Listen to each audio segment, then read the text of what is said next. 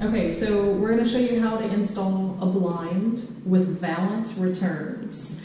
And you're going to want Valance Returns when there's not enough depth in your window to be able to flush mount the blind and valance together if you don't have enough depth. So the easiest way that I found to determine on where you need to mount your brackets inside the window is to prep your valance first. And this one comes with these nice little pieces that you just shove into the little grooves. They're little L brackets. And then you want to match up the shape of your valance, the design. It's a mitered corner, and you just put that together. And that creates the return. And this section here is considered the return. And so we're just going to do that on both sides. Valance bracket you have will determine where your bracket's going to be. So go ahead and put on your Valance clips. And I have the blind sitting in the window, and that way I can see the depth. So this really is the last piece that goes on when you're mounting a blind, but just before we start, I like to use it to kind of determine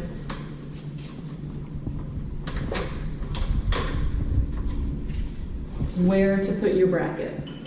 So you want your return to sit flush, or you want it to butt up to your existing window trim. And if you don't have trim and you want it to touch the sheetrock, you know, you would just make it touch the sheetrock. So we can see that in order to have my return sit on top of the existing molding, the back of my bracket is going to have to be located somewhere around here. So you can make a pencil mark like so, and then just measure how far back your bracket needs to be. So in this case, the back of the bracket needs to sit 1 3/4 inch back from the front of this part of the window here. And that's an easy way to kind of determine where your bracket is, versus you putting a bunch of holes, you know, just putting it where you think it goes and then having to move it later on. Sometimes brackets are labeled left and right. These, however, are not, but you always want to have the bracket open to the top. So this one will be the right bracket. And I'm just going to place it at the part that I know where it needs to go because of the return.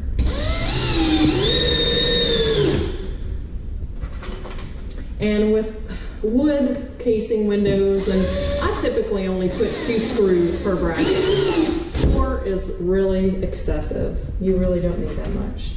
Okay, so the center bracket, before you go putting that in the center, you always want to look down at your blind in the window. It's always best to put your blind inside your window. You see that this tumbler here is in the center, so you can't put your center bracket in that same spot, otherwise the blind's not going to be able to function properly. So we're going to have to offset it, just left or right, either way. And to find out the depth of this sucker, I just match it up to the existing bracket that I just installed. And so I'm just going to go over left. So here's center, because I'm following the window. This is center, so I'm just going to go left of that and install the center bracket.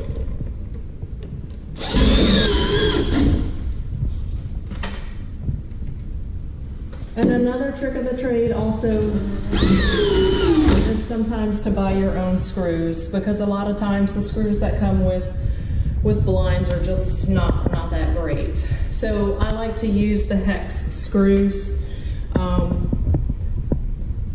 If you look at the end there, it fits real nicely into the attachment, and my attachment is magnetized, so it allows you to be able to hold your drill with one hand and the bracket with the other, and not trying to fumble over screws falling out. I got my brackets out.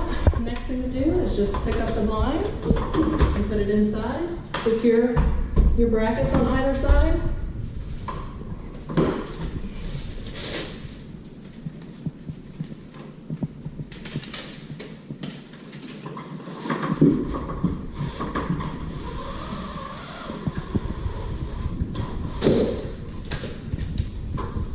And just, they have all this paper that they put in it for shipping purposes, so it doesn't get damaged up here at the top. And just take all that down. And always do a couple rotations on your blind, just to make sure that the louvers are operating properly. And this one looks good.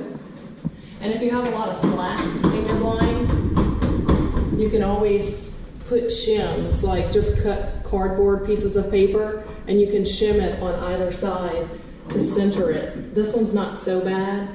I think it's fine just the way that it is. And then we will put on the valance.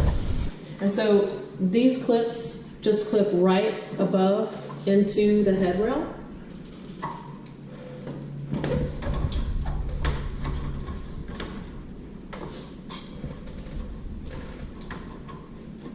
And there you have it. See how that return sits right nice up against the window? And if you didn't have that, then you would see all the brackets and the headrail up inside behind this valance. So just figure out whatever company that you're ordering your blind from, they should have a minimum depth requirement for flush mounting. And if your windows don't accommodate that minimum depth requirement, then you can opt for the returns to bypass that.